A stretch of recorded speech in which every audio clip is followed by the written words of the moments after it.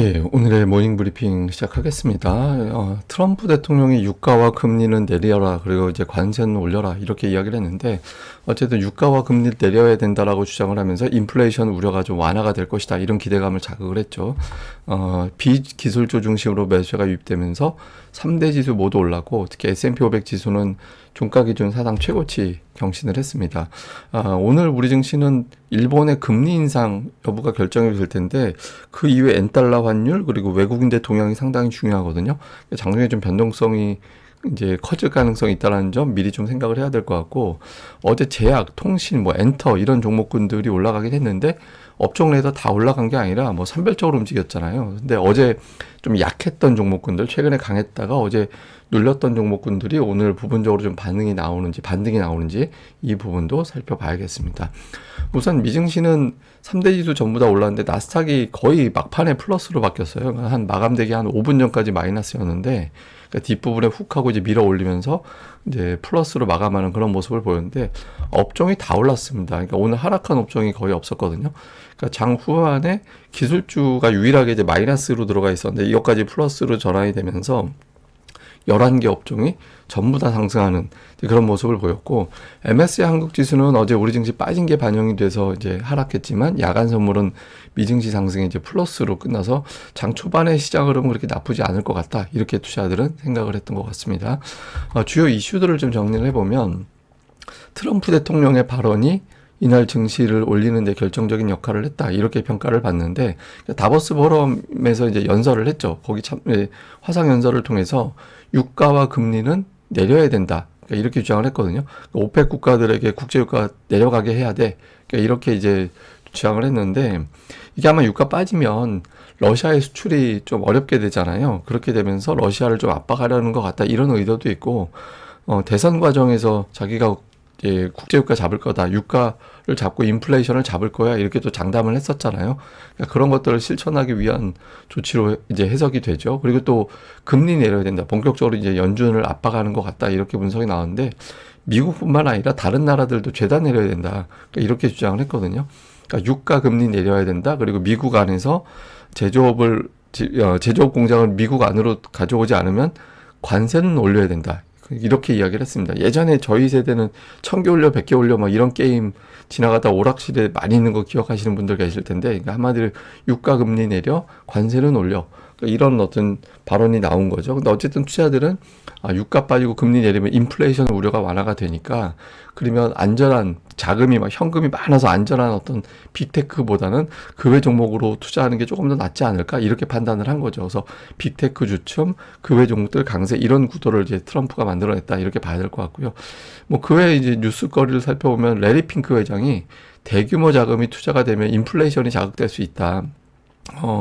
AI 5천억 달러 투자, 그걸 빗대서 이야기한 것 같은데, 어쨌든 이런 발언을 했고요. 그리고 또 일부 최근에 차익 실현 물량이 나올 수는 있겠지만 궁극적으로는 다시 최고치를 돌파할 거다, 이제 그런 어떤 주장도 나왔고요. 그다음에 메인스트리트에서는 FMC 회의하고 빅테크 실적 발표가 나오게 되잖아요. 이것 때문에 단기적으로 시장이 변동성 커지면서 좀 조정 가능성은 있는데, 그 조정 지나간 다음에는 강세장이 이제 2년밖에 안 됐기 때문에 한 5년 가는 게 정상이다, 그래서 다시 올라갈 거야, 뭐 이렇게 주장을 했습니다. 다만 이제 단기적인 변동성을 좀 경고하는 측면도 있었고요.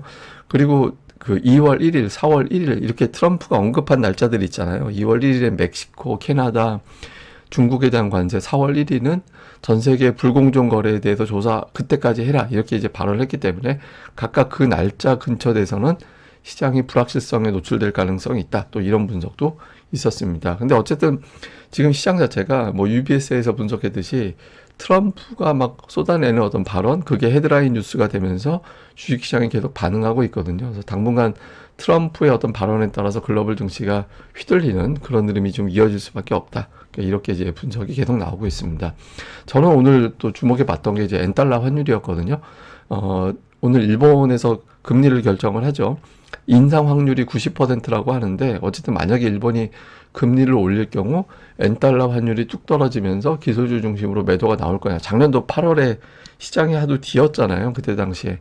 그런 기억이 있어서 좀 어떻게 보나 봤는데, 일단 이제 엔달러 환율이 좀 흘러내리긴 했지만 장 후반에는 다시 또 올라갔거든요. 그래서 아직까지는 이제 일본 중앙은행 통화정책 회의에 대한 어떤 경계감이 그렇게 세게 나타나지는 않았습니다. 근데 이건 뭐 미국은 통화정책 결과를 본 게 아니니까 이제 우리 증시 돌아갈 때가 더 중요하죠. 어떻게 돌아갈지는 또 이후에 실제로 봐야 될 것 같고요.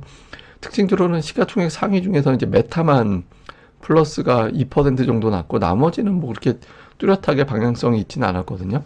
메타 같은 경우는 이제 증권사에서 목표 주가 상향하는 보고서가 나온 영향으로 보이고 그 외에는 이제 앞서 말씀드렸던 어제 이제 스타게이트 프로젝트 때문에 그 빅테크 중심으로 올라갔잖아요. 그래서 그런 종목들 중심으로 올라가다 보니까 오늘은 또 반대되는 경우가 돼서 이쪽에서 매도해서 다른 쪽으로 넘어간 그런 흐름이 나왔고요. 뭐 중요한 상승 종목들 보면 이제 모더나 올라간 것도 있지만 오늘 에너지주들이 대체로 강했습니다. 그러니까 미국 내 어떤 원유 채굴을 늘릴 가능성이 제기가 됐잖아요. 그럼 정책적인 뒷받침이 될 거다.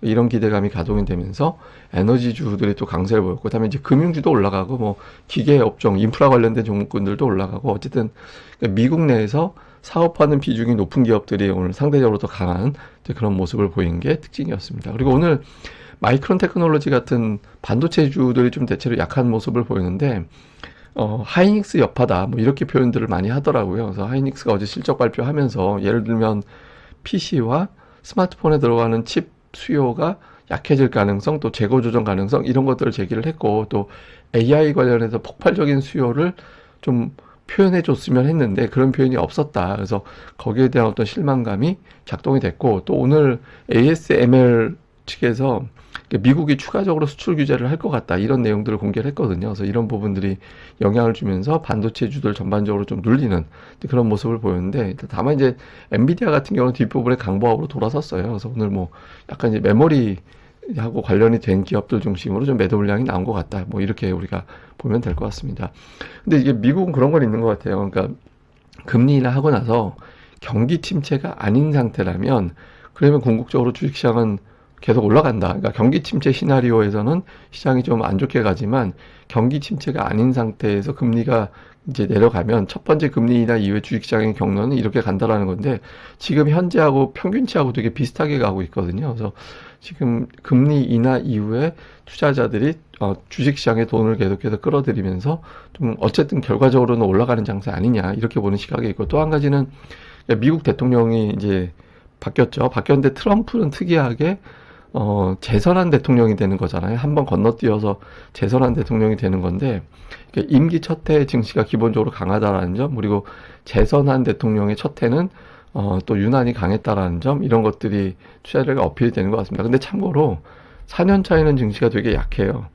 예, 4년 차 보시면은 주식시장이 좀 약했던 그런 통계들이 있잖아요. 그래서 이런 것들을 좀 감안해 본다면 일단 1, 2년 차까지는 즐겨라. 근데 1, 2, 3년 차는 4년 차에는 별로 안 좋을 걸, 뭐 이런 것들도 보여주는 건데, 첫 번째 임기다 보니까 이제 시장에서는 올라가겠지, 뭐 이렇게 기대를 하는 것도 있는 것 같습니다. 그리고 우리 시장은 외국인들이 이제 결국에는 순매도로 바뀌었습니다. 그러니까 연간 기준으로 약간이긴 하지만 어쨌든 순매도로 바뀌었고, 최근에 5일만 놓고 보면 외국인들이 4일을 팔았으니까 일시적인 게 아니라 추세적으로 돌아선 건가? 이런 걱정을 또 유발하게 되죠. 그리고 근데 이제 선물 같은 경우는 추가적으로 매도할 여력이 그렇게 많이 남아 있는 것 같지는 않습니다. 이거는 뭐 제가 저 혼자만 생각하는 이제 그런 이제 판단이니까 뭐 논리적으로는 설명을 못 드리는데, 그러니까 일정한 규모의 매수가 쌓이거나 매도가 쌓이면 더 이상 반대로 안 가더라고요. 그래서 지금 보면은 기본적으로 한 7, 8천 계약, 좀 세게 본다 하더라도 15,000계약, 그 이상의 매도는 못할 것 같거든요. 그러니까 이제 추가적으로 매도할 여력은 없어 보이긴 하는데, 어쨌든 그건 이제 그거 문제고, 당장은 외국인들이 매도를 계속하고 있기 때문에 이 자체는 좀 부담이 되죠. 근데 이제 제가 주목하는 건 뭐냐면, 일본 통화정책회의가 있었을 때, 작년도 일본 통화정책회의 이후에 주식시장이 대급락이 나왔잖아요. 이때 악재들이 좀 겹친 건 있습니다. 그러니까 그때 당시 이제 미국의 경기 침체 우려가 일부 또 제기가 되고, 또 엔비디아의 생산 차질 같은 우려, 이런 것들이 제기가 동시에 되면서 글로벌 증시가 빠졌거든요. 근데 그때 당시에 외국인들의 수급을 보면 직전에 일본 통화정책회의 직전에 이제 매도가 나왔잖아요. 그리고 그 또 금리 인상이 확정되고 나서 엄청난 매도를 쏟아내면서 시장이 빠졌고, 그때 선물 매도도 엄청나게 퍼부으면서 이제 매도가 나오면서 이제 주식시장에 되게 많이 빠졌거든요. 근데 어쨌든 외국인들의 매도가 혹시 저거를 보는 건가? 그러니까 이렇게 판단될 수도 있잖아요. 근데 만약에 이제 오늘 일본의 통화정책회의에서 금리 인상이 결정이 되고 외국인 투자자들의 매도가 또 세게 나온다면 투자들은 막연하게 그때까지 또 되는 건가 이런 걱정이 또 자극될 수도 있죠. 그래서 오늘 근데 워낙 계속해서 이제 예고를 했고 또 그때 당시하고 지금하고 또 환경이 달라서 그때는 뭐 경기 침체 우려가 더해진 상태였는데 지금도 그렇진 않거든요. 그래서 좀 흐름이 좀 다를 것 같긴 한데 뭐 어쨌든 이제 이후에 어떤 우리 시장의 변동성이 나올 가능성이 있어서 뭐 재료 확정으로 볼지 겁먹고 있었는데 재료 확정으로 볼 거냐 아니면 그때 우려를 자극할 거냐 오늘은 제가 보기엔 제일 중요한 변수가 될 것 같습니다. 그 다음에 이제 삼성전자인데 삼성전자 주가가 그냥 바닥만 잡고 있어요. 그러니까 120월선에서 바닥만 잡고 더 이상 올라가지는 않는 모습인데 그래도 빠지지는 않는 건 외국인들이 매도하고 있음에도 불구하고 자사주 매입이 유입되고 있다는 것도 있지만 연기금이 계속 받아내고 있거든요. 그러니까 연기금이 이제 따박따박 받아내면서 더 이상 빠지지 않게 방어하고 있는데 연기금 매수는 뭐 여기서 그칠 것 같지는 않아요. 그래서 방어판은 있다라고 볼 수 있거든요. 근데 여기서 바닥만 잡는 건 너무 불안한 자리라서 삼성전자가 저 61선 위, 55,000원 위까지 완전히 올라서 줘야 시장이 이제 풀리게 되는 거고 그렇지 않다라면 제가 계속 표현드리는 치고받고 하면서 올라가는 장도 아니고 빠지는 장도 아니고 그런 형태가 좀 이어지지 않을까 일단은 좀 그렇게 봐야 될 것 같습니다. 근데 지금 종목 장세는 나름대로는 활발한데 코스닥 같은 경우는 보시면 대형 업종, 중형 업종, 소형 업종 중에서 소형주가 제일 부진하고 대형주와 중형주는 상대적으로 더 견조하잖아요. 제가 계속 말씀드리면 예탁금이 들어오지 않고 있고 지금의 종목 장세의 주도권은 외국인과 기관한테 있거든요. 그래서 외국 기관이 매수하는데 시가총액 막 100억짜리, 1000억짜리 이런 거 살 리는 없잖아요. 그래서 지금 코스닥 쪽에서는 계속해서 시가총액이 적어도 2천억 원 넘는 그런 종목들 또는 이제 5천억 원, 2천억, 5천억 사이가 이제 중형주군이거든요. 그래서 뭐 대형주와 중형주 쪽에서 수급이 좀 좋았던 종목들 조정이 나온다라면 그런 종목들에 대한 관심은 계속해서 이어나갈 필요가 있다. 이렇게 보시면 될 것 같습니다. 자, 정리를 좀 해보면 제일 중요한 일정은 제가 보기에는 일본 통화정책회의가 될 겁니다. 오늘 같은 경우는 그 이후에 이제 아시아 증시의 어떤 흐름 어떻게 되는지 그 다음에 그 실적 발표 이후에 뭐 현대차도 그렇고 그 다음에 하이닉스도 그렇고 그러니까 실적 발표하고 나면 대형주들의 주가가 이렇게 썩 좋은 반응이 나오지는 않았었거든요. 네, 어쨌든 오늘장에서 재료를 소화하고 나서 어떻게 될지 특히 SK하이닉스의 어떤 주가가 어떻게 반응을 할지 이 부분 좀 주목을 해서 봐야 될 것 같고 수급에서는 이제 외국인들이 매도로 바뀌었기 때문에 매도로 바뀐 상태에서의 어떤 불안함이 좀 있거든요. 그래서 특히 이제 일본 금리 결정 이후에 이제 외국인들의 어떤 흐름이 어떻게 바뀌느냐. 특히 선물 매도율이 그렇게 많지 않아서 이쯤에서 이제 매수로 바꿔놓으면 좋은데 이게 또 연휴 기간이 있다 보니까 뭐 지금부터 미리 방향을 잡아두고 간다 이렇게 보긴 또 어렵긴 하죠. 근데 어쨌든 외국인들의 동향이 오늘 또 중요한 포인트가 될 것 같습니다. 그리고 어제 같은 경우 연초 이후에 강세 주도했던 종목군들, 그러니까 제가 제일 센 종목군들이 연초 이후에 반도체, 조선, 그리고 로봇이었다라고 말씀을 드렸잖아요. 근데 이런 종목들 중심으로 어제 매도 물량이 좀 나온 경우가 있었거든요. 근데 이 종목들은, 센 종목들은 보통 3일 연속 조정은 잘 안 나옵니다. 근데 어제 하루긴 하지만 어쨌든 센 종목들은 하루 나오고 바로 받아내기도 하거든요. 그러니까 그런 패턴이 이제 재현이 되는지 이 부분도 주목을 해봐야겠습니다. 자, 오늘 뭐 제가 준비한 차트는 코스닥인데 우리나라 코스닥 연봉 차트 보면 되게 웃겨요. 2018년도 이후에 캔들 몸통의 하단이 거의 다 똑같아요.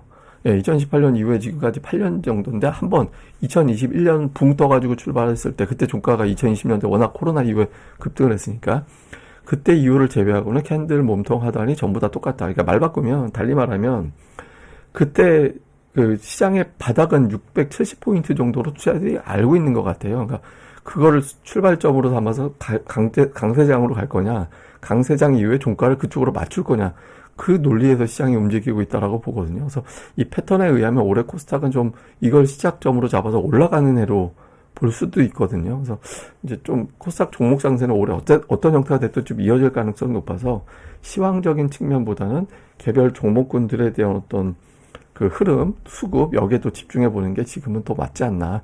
당장은 좀 치고받고가 이어질 것 같은데 이어지는 가운데서도 종목들에 대한 수급은 계속 이어질 거니까 유입이 될 거니까 종목 쪽에 조금 더 집중해 보시는 게 좋지 않을까 이렇게 보여집니다. 또 한편으로는 다른 증시 계속 올라가는데 우리는 막 이래놓고 있는 게 좀 답답하긴 하죠.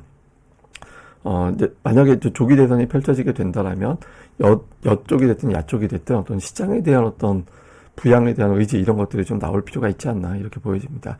예, 또 오늘 하루 또 잘 보내시고요. 저는 또 다음에 뵙겠습니다. 이 방송 구독하기와 좋아요 꼭 부탁드립니다. 감사합니다.